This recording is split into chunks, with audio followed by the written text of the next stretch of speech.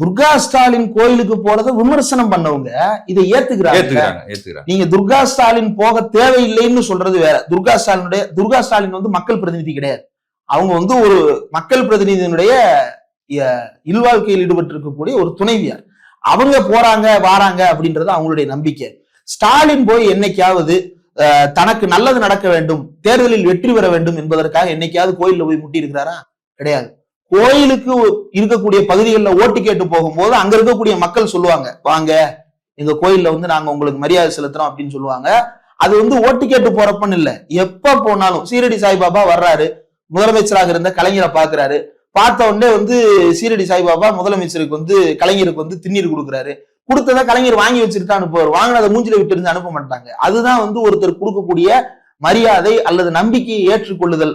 ஆனா கடவுள் பக்தின்றது எல்லாத்தையும் மாத்திரும், கடவுள் எல்லாத்தையும் பாத்துக்குவாருன்ற ஒரு அப்ரோச் இருக்குல்ல, அதுவே அரசியலுக்கு உகந்தது இல்லையே. ஆமா, அது வந்து அதான் மக்களாட்சி தத்துவத்திற்கே விரோதமானது. அது வந்து எப்படின்னா, நீங்க பழைய என்ன சொல்றாங்கன்னா, நீங்க மதசார்பற்ற கூட்டணி திமுக வச்சிருக்காங்க, ஆனா வந்து நீங்க முஸ்லீம்களை வந்து கூட வச்சிருக்கீங்க அப்படின்னு கேட்கிற கேள்வி எல்லாம் இருக்குல்ல. இதெல்லாம் வந்து இது எப்படின்னா, முஸ்லிம்களுடைய உரிமைக்கான போராட்டம் இருக்குல்ல, அதை மலினப்படுத்துறது. அதை மலினப்படுத்துற வேலையை ரொம்ப சாதாரணமா பண்றாங்க. கேட்டா தன்னை முற்போக்காளர்னு சொல்லிக்கிறாங்க. இது ரொம்ப அருவருப்பான ஒரு அரசியல்.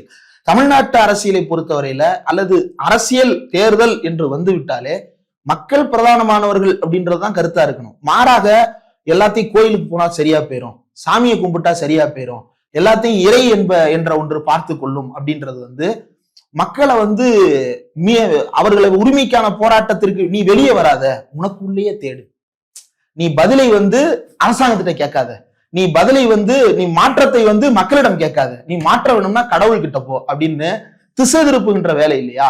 இந்த தேர்தலை ஒட்டி இப்போ ஒன்றும் கிடையாதுங்க. நேத்து வந்து இன்னைக்கு வந்து இந்த திருச்செந்தூர் கோயிலுக்கு ஒரு போன மேட்டர்ல லோக்கல்ல இருக்கக்கூடிய மாவட்ட செயலாளர் வரக்கூடாதுன்னு உத்தரவு. ஆனா புஷியானதுக்கு நெருக்கமான மாவட்ட பொறுப்பாளர்கள் மட்டும் கூட்டிட்டு போயிருக்கிறாங்க. இப்ப அந்த லோக்கல்ல இருக்கக்கூடிய மாவட்ட செயலாளர்கள், மாவட்ட பொறுப்பாளர்கள், பிரதிநிதிகள் அதிருப்தியில் இருக்கிறாங்க. 30ஆம் தேதி மீட்டிங் வைக்கிறாங்க. எதுக்கு தெரியுமா? திமுக அதிமுக தாவேகா நிர்வாகிகளை விலைக்கு வாங்க போறாங்களாம். அதனால 30ஆம் தேதி மீட்டிங் போடுறாங்களாம். உன் கட்சி நிர்வாகியை நீ கோயிலுக்கு வாயா ஒன்னா போய் சாமி கும்பிடலாம்னு கூப்பிட்டு இருந்தேன்னா அவன் ஓட போறான்.